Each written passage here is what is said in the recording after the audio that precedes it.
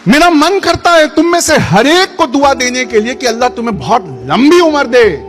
फिर सोचता हूं कि उस लंबी उम्र को फिर तुम सोशल मीडिया में ही बिताओ कि किसी के काम आओगे। मॉब लिंचिंग में अपने बच्चे की, बेगुनाह बच्चे की लाश देखकर आंसुओं से सैराब मां कहती है, ये हाल मस्त और ये माल मस्त, ये KFC और ये मैकडॉनल्ड्स में गुमशुदा हुई कौम है। इनमें से कोई है जो उठकर उन्हें इंसाफ दिलाएगा? मुझे नहीं लगता।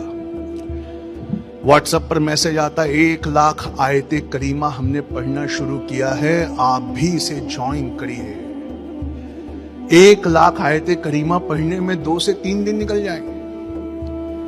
होना तो यह चाहिए था कि 1 आयते करीमा पढ़ते, उसकी तफसीर पढ़ते, उसका तर्जुमा पढ़ते और उसके बाद 20 घंटा दिल लगाकर पढ़ाई करते कि इस एक आयत की मीनिंग हम जमीन पर लगा सके। कुरान की आयत दोहराने वाले का मुकाम है, पर बहुत बड़ा मुकाम नहीं है। बहुत बड़ा मुकाम उसका है जो उन आयतों में आए इंसाफ को जमीन पर लगा दे। और मुझे नहीं चाहिए तुम्हारी तालियां, मैं तुम्हें आईना दिखाने आया हूं।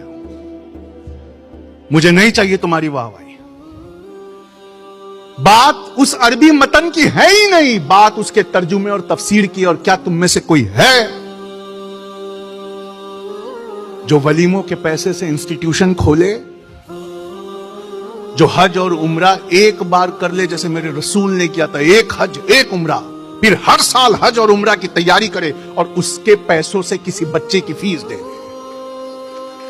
है?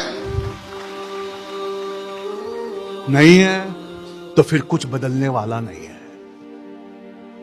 नहीं पढ़ोगे तो इंडियन आर्मी का पिछले महीने का, इंडियन आर्मी का, हमारी आर्मी का पिछले महीने का एक आंकड़ा सुनाता हूं।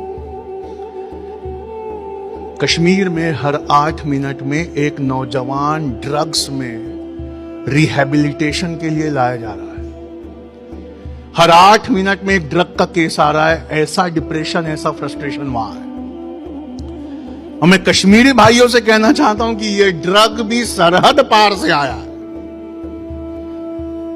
यह डिप्रेशन, मैं आपको बताऊं एक बहुत अच्छी बात, तुम्हारे नहीं पढ़ने से मालूम है क्या हुआ? इस्लाम के मायने सलामती, सलामती वाले मजहब को ही आतंकवाद मजहब कह दिया। क्यों? उसकी नस्लों में किसी ने इतना पढ़ा ही नहीं था कि कोई बड़ी पोस्ट पे होकर वहां से इस्लाम